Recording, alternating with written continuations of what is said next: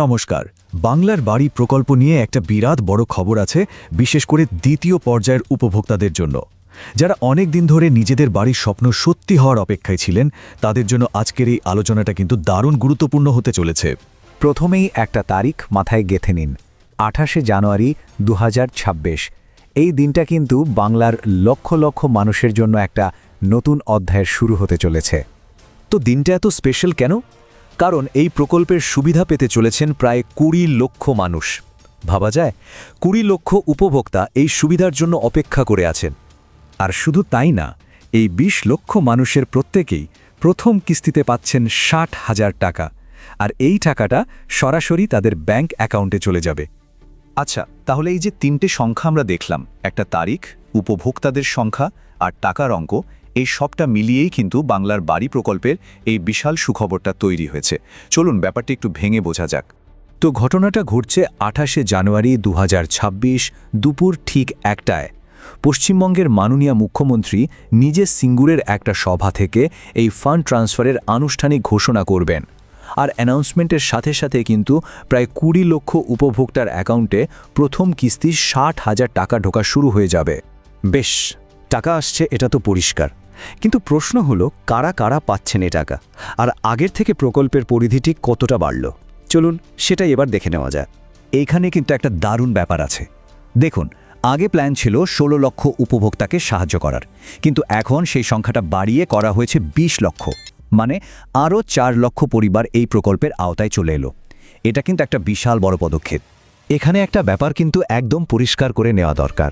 এই যে ঘোষণাটা, এটা কিন্তু পুরোপুরি দ্বিতীয় পর্যায়ের জন্য। যারা প্রথম পর্যায়ে ছিলেন তাদের বাড়ি তো অলরেডি তৈরি হয়ে গেছে, আর তারা পুরো 1,20,000 টাকা পেয়েও গেছেন। তাই এই নতুন ঘোষণাটা শুধু ফেজ 2 এর উপভোক্তাদের জন্যই। আচ্ছা, তাহলে খবরটা তো জানা গেল, কিন্তু এখন প্রশ্ন হলো, একজন উপভোক্তা হিসেবে ঠিক কি করতে হবে? চলুন এবার সেই ব্যাপারটা নিয়ে কথা বলি। তাহলে এখন সবচেয়ে বড় প্রশ্নটা হলো, এই টাকাটা পেতে হলে ঠিক কি করতে হবে? কাজটা কিন্তু খুবই সহজ, কয়েকটা স্টেপ ফলো করলেই হবে। দেখুন, কাজটা খুবই সিম্পল। 28শে জানুয়ারি সব উপভোক্তাকে তাদের নিজেদের গ্রাম পঞ্চায়েত অফিসে যেতে হবে। সেখানে মাননীয় মুখ্যমন্ত্রীর যে প্রোগ্রামটা, সেটা একটা ভার্চুয়াল মিটিংয়ের মাধ্যমে লাইভ দেখানো হবে। সাথে করে শুধু একটা জিনিস নিয়ে যেতে হবে, জব কার্ড। এখন প্রশ্ন আসতে পারে, জব কার্ডটা কেন এত জরুরি? আসলে মহাত্মা গান্ধী প্রকল্পের নামটা রেজিস্টার করার জন্য এই জব কার্ড নম্বরটা লাগবে, তাই পঞ্চায়েতে যাওয়ার সময় এটা কিন্তু মাস্ট নিয়ে যেতেই হবে। আর সরকার চাইছে এই খবরটা যেন একেবারে সবার কাছে ঠিকঠাকভাবে পৌঁছে যায়। সেই জন্যে গ্রাম পঞ্চায়েত আর ব্লক লেভেল থেকে ইতিমধ্যেই প্রচার শুরু হয়ে গেছে। এমনকি বিভিন্ন ট্যাবলো ঘুরিয়েও লোকেদের এই ব্যাপারে জানানো হচ্ছে। তো আমরা সবটা জানলাম, এবার চলুন একদম শেষে দেখে নেই এই পুরো স্কিমটার ভবিষ্যৎটা কি, মানে এরপর কি হতে চলেছে। এই টাইমলাইনটা দেখলে পুরো ব্যাপারটা জলের মতো পরিষ্কার হয়ে যাবে। 28শে জানুয়ারি প্রথম কিস্তির 60,000 টাকা অ্যাকাউন্টে এলো। সেই টাকা দিয়ে বাড়ির কাজ শুরু করতে হবে, আর কাজটা যখন একটু এগোবে তখন দ্বিতীয় কিস্তির টাকা দেওয়া হবে।